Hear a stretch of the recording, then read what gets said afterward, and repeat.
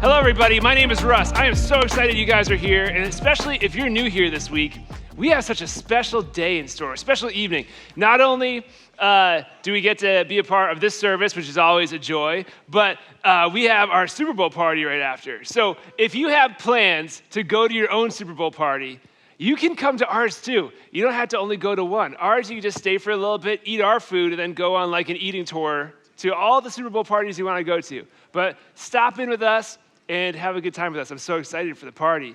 I also found out today who was in the Super Bowl. Just for anybody who's not a Super Bowl fan or a sports fan, join me in cheering for red, right? Everybody's red, so we're all going to win. So you guys ever do something really cringy or stupid? I didn't even get there yet. You're already like, yeah. Just wait for it. Cringy or stupid for the purpose of like fitting in and belonging. Oh, yeah. You still dream about it. It's been a long time since that happened, but you wake up, you're like, no, right? Let me tell you about one of those. This is one I'm comfortable sharing with. I thought about it. I was like, this is a mistake. Don't do this. This is going to be one of those moments. But we're doing it, all right? So here we go. Junior year of high school, second semester. I needed to like fill some sort of elective, and I had a video production teacher that seemed to give me A's for doing nothing, so I was like, I'm going to take her class again. And this class was called Leadership Development. And it didn't teach us anything about leadership development or any leadership skills at all. It's probably because I blocked the whole thing out of my memory because of this moment. Day number 1, I walk into class. Every girl I ever thought was pretty in my grade was in this class. I was like, what are the chances of this? It was complete like beauty overload. I lost all sense of reason and ability to think clearly. And I was like, who knew? Like, someone should have told us that all the pretty girls take leadership development. Guys, there you go. So I walk into this class day 1. I don't know what to do. None of these girls really know I exist at all. And so I was like, all right, here we go. Here's a chance to make them all fall in love with me. And so what I did was we had to go around the room, day number 1, say our name and what your name means. Thinking about this too, I was like, does everybody just know what their name means? Does anybody like not know what their name means? I think most people don't, right? Maybe this is like an early 2000s thing where everyone's like, my name means this, right? You walk around telling people what your name means. It's kind of weird. But we did it. So we went around saying what our name means. And in this moment, I was like, this is my chance. The first time I'm going to talk in front of everybody, I'm going to win these girls' love and affection forever by how witty this is. And I know that my name means the color red. My name is Russ. It means red. But I had to come up with something, a way for them to think that I was really cool and attractive, okay? So I'm sure you guys can see how this is going to go bad, right? So it gets over to me. They all have cool names, whatever. My name is Russ. And my name means fox color red because my parents knew I was going to be hot. Yes, right? Yeah. It gets worse, okay? It gets worse. I was like, so this is the point where I'm in my dream now, and I'm like, stop! You're already behind. You can't recover this, right? Don't do it. I still cringe thinking about this. And then somebody else chimes in after that and was like, your parents think you're hot? I was like, no! Right? Never recovered from that. My dreams were never fulfilled. They still didn't know who I was after that. I just hoped, I was like, please let graduation come fast and that they'll never remember me. And they may not remember me. They may not remember that moment, but I do, right? The cringiness. Like, please, Russ, don't tell people about this. This is so cringy. But I wanted to belong so badly. Like, if I could have gotten into their inner circle of all the pretty girls, right? Would have sent my stock to the moon. But instead, it didn't work. So belonging, that's what we're talking about today. That's the whole point of telling you about this. We want to talk about belonging today. We're taking a break from our series. If you're interested in learning about expectations of hearing God's voice, expectations of pastors, expectations of believers, expectations of what your calling should look like, go listen to the past sermons on YouTube or on Spotify. Go check them out. This one, we're taking a quick break. We're going to continue this next week on our Great Expectations, talking about provision, or prosperity, depending on how you want to interpret it. So come back next week to continue that series. But this one, we're taking a quick break, because this one's supposed to be short, and those sermons are really long. So we're talking about belonging.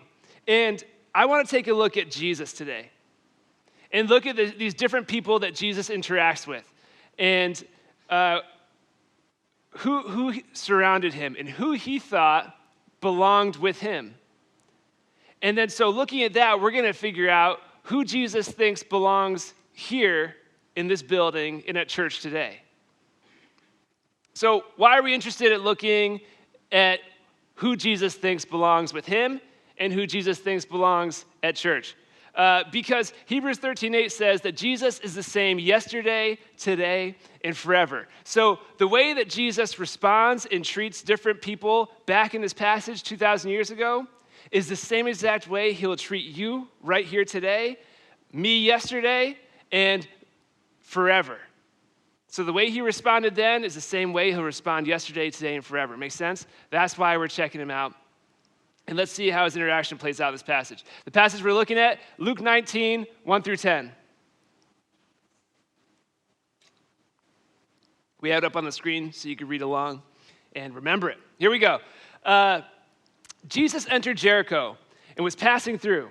A man was there by the name of Zacchaeus. He was a chief tax collector and was wealthy.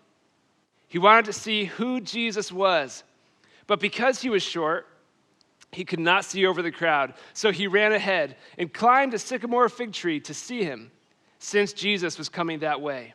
When Jesus reached the spot, he looked up and said to him, "Zacchaeus, come down immediately. I must stay at your house today." So he came down at once and welcomed him gladly.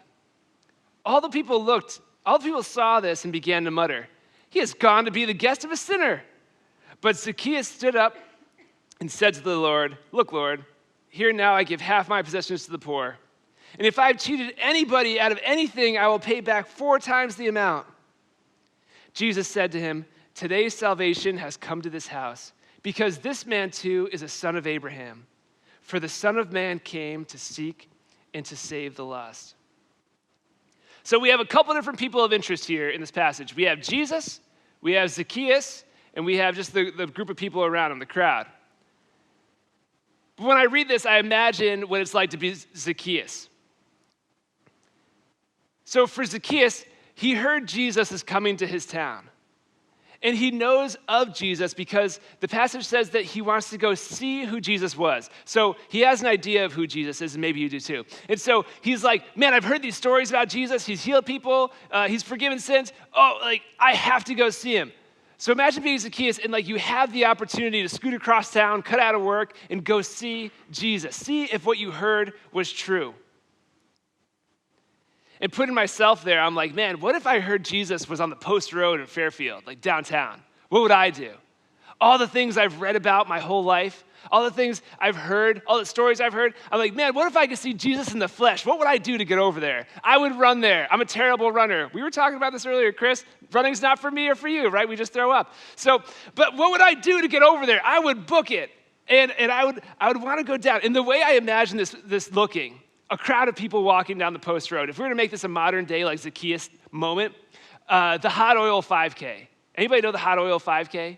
It's just thousands of people at downtown Fairfield, people everywhere, eating pizza, drinking beer, and then in the crowd walking is Jesus with his own little crowd following him. And there's a little green right there, and I'm at the green. And I'm like, I'm going to climb up in this tree so I can see Jesus, right? That would be me being Zacchaeus. That's what it looked like in the modern day. And if I were there on the Post Road, and I knew Jesus was going to come down somewhere, and I climbed up in a tree myself, you know what? If it were the real me, I wouldn't want to just see Jesus in a crowd. Would you? Would you be like, you know what? I'm going to go see Jesus, but I'm going to stand at a distance. I want to see him from far away. No, I want to know if he cares about me. I want to know if I matter to Jesus. I think this is what's going through Zacchaeus' mind as well. He's sitting in the tree. He's like, man, I don't want to just see Jesus. I want to see if he cares about me. And you know what? I understand if Jesus cares about these other people following him around because they probably go to church on Sunday. They probably read the Bible. So of course Jesus would care about those people. But what about me? I'm a pretty decent person, but I've done some messed up stuff. I've done some horrible things. So I understand if Jesus would skip on me because I'd skip on me too.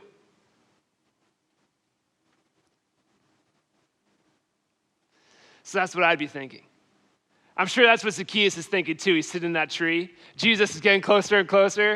And then all of a sudden he stops, he looks up, and he calls him by name. And it's like, oh no, this is exactly what I wanted to happen, but I was scared to have happen. You guys ever had that?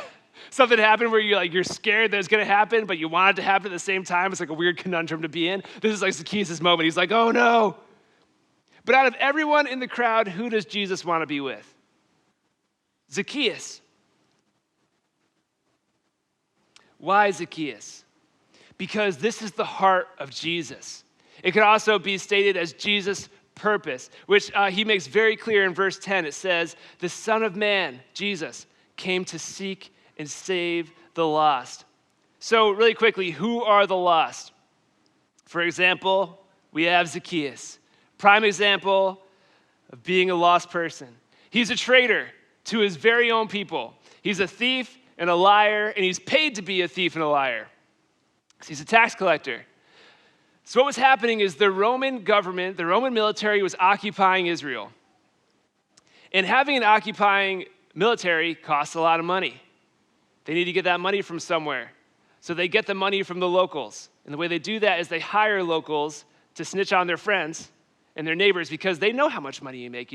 These relationships pretty close. They're people that you grew up with. You know how much they should be paying, how much they make. You know who has money. You've been watching. And they're like, all right, Rome needs 1,000 Rome quarters. I don't know what Rome money is. I'm just going to make it up right now. I'm giving you an example of what his job was. The Roman military says, get us 1,000 Rome quarters, Zacchaeus. Anything you get above that, you keep for yourself. So Zacchaeus is like, great. You owe me 2,000 Rome quarters, neighbor. And they're like, ah. And then he takes the 2,000, gives 1,000 to Rome, keeps the rest for himself. And if they don't pay up, he has the power, because he's backed by the Roman government, to seize their property, to sell their property, and just take their stuff. So it's kind of like being a professional bully. Can you see why someone would hate this person? Imagine if Canada invaded the U.S. All right, we know that's never going to happen. They're not going to ride in on moose, right? Canada invades the U.S. Fairfield. A couple of you guys, you look like snitches. I'm going to pick a couple of you. Kent, you're my tax collector. Yes, you can't decide not to. I need another one. I need another tax collector. Don't raise your hand. Just kidding. So Kent knows us. Imagine Kent sitting among our midst, right? And he's collecting taxes from us. And he's selling our car to be able to pay taxes to Canada. It's already upsetting enough paying taxes to the U.S. We got to pay to Canada too? That's why we're mad at him. It's like he's a professional bully. And on top of this newly received power that Zacchaeus has, he's really, really short. If you grew up in Sunday school or around church, you know the Zacchaeus is a wee little man was he. So you've given this super short guy who's probably been bullied his whole life for being short this power. It's like the short guy you went to high school with gets super jacked out of high school. Or he's super short in middle school, he's really jacked, and all of a sudden he's in high school, he's a bully. This guy has this unlimited power, right? He's taking it all out on people that had called him short in the past. He's like, you're paying more. And he's protected by the Roman military. If they're not gonna pay up, they got to answer to the Roman military. It's kind of like Zacchaeus is a professional youngest sibling. I'm a youngest sibling of 3. If I was put in charge of my oldest siblings, I got to put the discipline on them and stuff. That's power to be abused. The youngest sibling, though, you could just pretend to get hurt, and your parents come storming in, lay the smack down on your older siblings. That's Zacchaeus. Quick story. One time, my brother is 4 years older than me. I was pretty young. I was probably 8. I got him in trouble for something that he didn't do. I was so proud of myself. He had to go sit in the living room until my parents decided what was going to happen because, like, we didn't do timeout. That was just, like, the waiting zone to see, you know.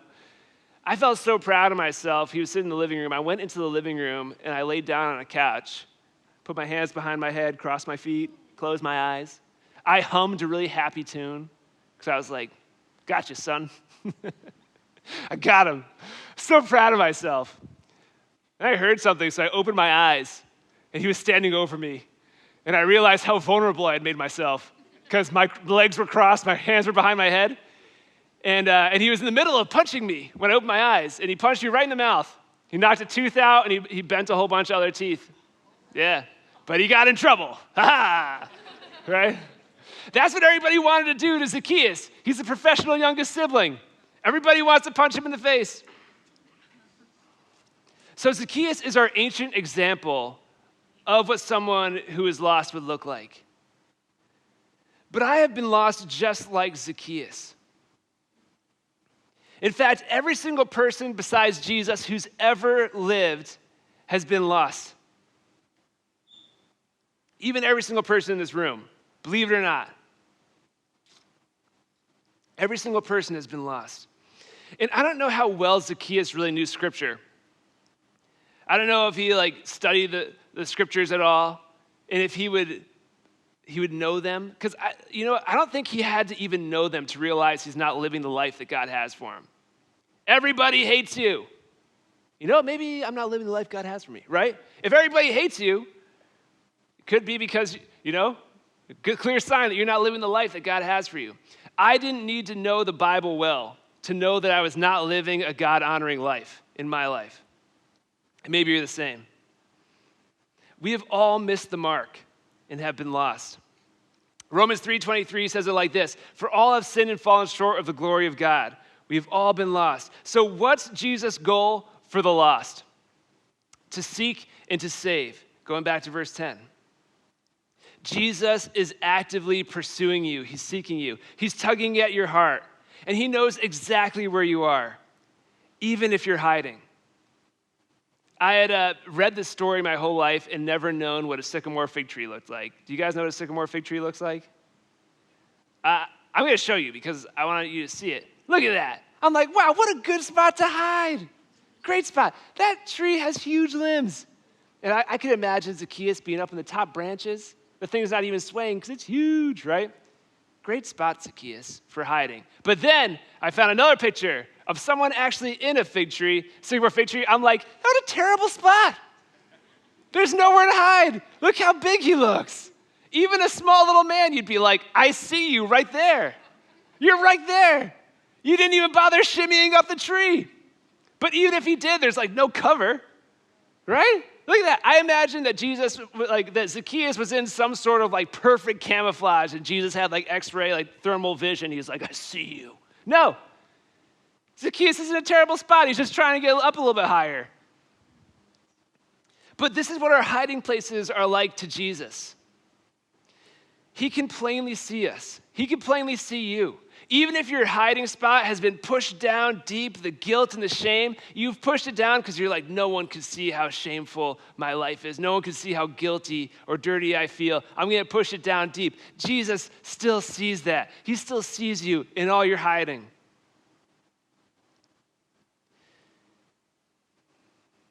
He sees you, and he's lovingly pursuing you because he wants to be with you. He wants you to be with him.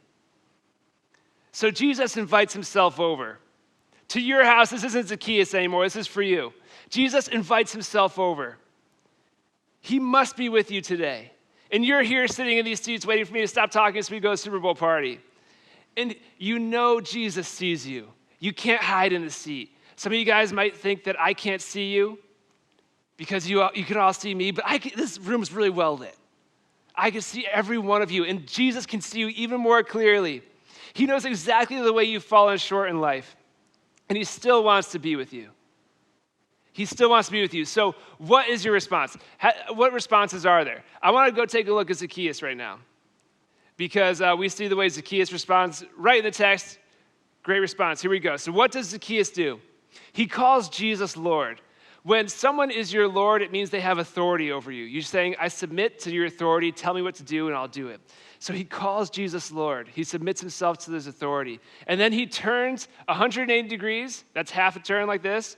So if I'm facing this way, 180 degrees is going this way, right? He turns from his life of greed, and he turns towards radical generosity. Away from greed, towards radical generosity. And your response isn't going to look exactly like Zacchaeus' because you aren't tax collectors as far as I know.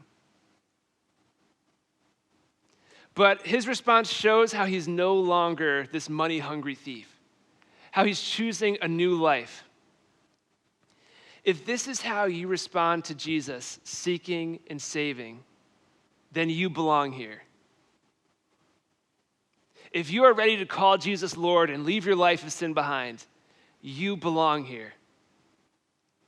If you are not ready to respond that way, if you are not ready to say, you know what, Jesus, you're my Lord, and I leave my life of sin. If you're not ready to respond that way, you belong here. Let me repeat that. If you are not ready for Jesus to be your Lord and to turn from your life of sin, you still belong here in our community. Before Zacchaeus was ever given a chance to respond to Jesus, to ever repent and leave his life of sin, the first thing Jesus did, he walked up, he said, Zacchaeus, I'm going to come to your house today. Jesus told Zacchaeus he wanted to be with him even before Zacchaeus had a chance to respond. If you're not ready to respond, he feels the same way about you.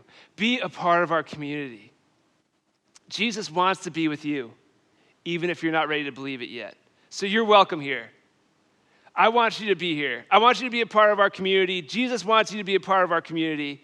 I want you at our Super Bowl party. I want to hang out with you. I want you to be a part of our community. You belong here, just like Zacchaeus, because we are all a group of former Zacchaeuses or current Zacchaeuses, every single one of us.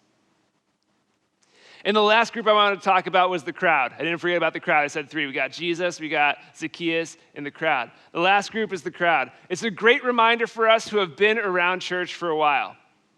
Or maybe we felt like we belonged for a while. Look at how the people who surrounded Jesus and followed him responded to him saying to Zacchaeus that he wanted to be with him. Verse 7. I don't have it for you. I'm just going to read it, all right? It says, all the people saw this, and began to mutter, he has gone to be the guest of a sinner. Remember that from which you were saved from. We were all sinners. I know for me, way worse than Zacchaeus.